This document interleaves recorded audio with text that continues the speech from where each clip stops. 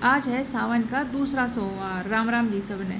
तो भाई मेरे तर सोमवार के हो चाहे किसी और चीज़ के व्रत मेरे तर रखे ही नहीं जाते। जैसे कि मैंने पहले भी बताया कई ब्लॉग में, जब भी मुझे ये लगा है ना कि कल मुझे व्रत रखना है तो मुझे ना ऑटोमेटिक बहुत ज़्यादा भूख लगनी शुरू हो जाए, पता नहीं प्रॉब्लम की है।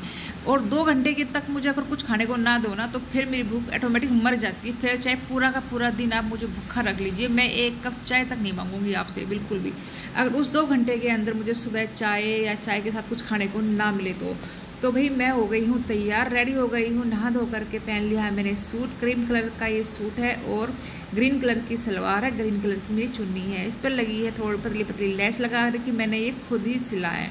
और सिलाई मैंने कभी नहीं सीखी, एक दिन भी मैं सिलाई सीखने के लिए नहीं गई। फिर भी भाई मैंने देख रहे हो ये इतना बढ़िया सूट सिल यार, आज ही नहीं सिला है। मैं हमेशा से जिस दिन से मेरी शादी हुई है मैंने अपने सारे सूट में खुद ही सिलती थी। इतनी परफेक्ट तो मैं देखो हूँ नहीं, लेकिन घर में पहनने के लिए अपने अच्छे से सूट सिल कर तैयार कर लेती हूँ मैं। बाहर मैं कभी नहीं सिलवाती, कभी बीमार हो जाती हूँ तो बात अलग है। और ये देखो ये चूड़ियाँ आई हैं मेरे घर से, मेरी कोथड़ी में मेरा सिंधारा आया था तो उसी में मेरे ये कड़े आए हैं। तो कड़े बताइएगा कि आपको ये कड़े कैसे लगे। हरे हैं, लाल है, जैसे सावन में होते हैं उसी तरीके की चूड़ियाँ हो या कड़े हो, पर मुझे तो ये कड़े बहुत ही अच्छे लगे। और मैं इसे पहनने वाली हूँ व्रत में, शिवरात्रि का जब व्रत आएगा तब पहनूंगी। वैसे मैं आज ही पहनने वाली थी, लेकिन ये चूड़ियाँ भी हरी और लाल ही थी तो फिर मैंने सोचा चलो कल ही पहन लूँगी, आज तो ऐसे ही चली जाती हूँ। कल बड़ा त्यौहार है, शिवरात्रि है, तो कल ही पहन लूँगी। तो देखिए ये कूलर की पंखड़ी मेरे से टूट गई थी तो मेरा बेटा लेकर के आया था, तो उसने ये पंखड़ी यहाँ से निकालनी है। पहले तो ये टूट गई है, 2 रह गई है, तो इनको निकाल करके तब इसमें दूसरी पंखड़ी लगानी है।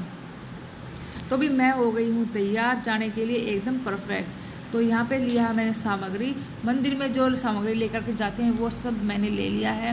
केले हैं, गुड़ है, मतलब कि जोत बत्ती है, धूप है, सारी चीज़ें मैंने लेकर, कलेवा फूल।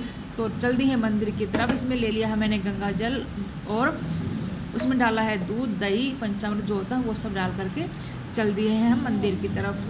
और मंदिर में जा करके करेंगे महादेव की पूजा, शिवलिंग की पूजा। भाई नीचे अगर देखा तो पानी आ रहा था, टैंक में लगा रखा था पानी, दोनों ठुट्टी का पानी लगा रखा, दोनों पाइप चल रहे थे, तेज़ पानी आ रहा था। दूसरे ठुट्टी में कम आ रहा था, एक में तेज़ आ रहा था। तो मैंने पूछा कि इसमें तेज़ पानी नहीं आ रहा है, इसको मोटर बंद कर दे। और दूसरी में तेज़ आ रहा था, एक में तेज़ और एक में कम आ रहा था।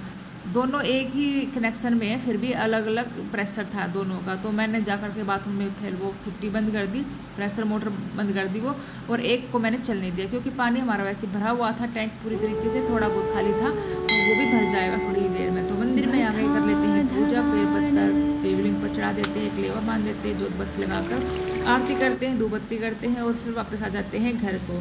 घर आते बदल लिए हैं मैंने कपड़े, कपड़ों में बहुत ज़्यादा गर्मी लग रही थी, कोई हम नए कपड़े पहनते तो बहुत ज़्यादा गर्मी लगती है, और गर्मी की वजह से तो मैंने अपने बहुत ही हल्के फुल्के पुराने कपड़े पहन लिए कॉटन के। और ये चुन्नी मेरे पास बहुत ही प्यारी सी है, इस चुन्नी को मैं हमेशा ओढ़े रहती हूँ क्योंकि ये भी एकदम कॉटन सूती सी चुनरी है। इससे पसीने वगैरह पूछते रहते हैं, मुँह पर बहुत ज़्यादा पसीने आते हैं तो उससे पूछ लेते हैं। और जो रेशमी जैसी चुन्नी होती है ना, उनसे ना मुँह पूछ हो जाता है और ना ओढ़ने में भी अच्छी रहती है, वो फिसलती रहती है। ये कॉटन की चुन्नी एक बार जहाँ रख दी तो रखी रहती है, इनका ये बहुत ही ज़्यादा फ़ायदा है। नीचे आकर के मैंने कमरा को किया साफ, जहाँ हम बैठते हैं सारा दिन हमारा गुजरता है, वो कमरा हम बिल्कुल अच्छे से साफ़ कर लेते हैं। नीचे बैठते हैं हम गद्दे पर या फिर बेड पर नहीं बैठते हैं, नीचे गद्दे डाल करके एसी चला करके, क्योंकि एसी भी नीचे ही लगा हुआ है बिल्कुल, तो उसी के सामने बैठ जाते हैं। 1 सेकंड भी नहीं लगती ठंडा होने में कमरे को।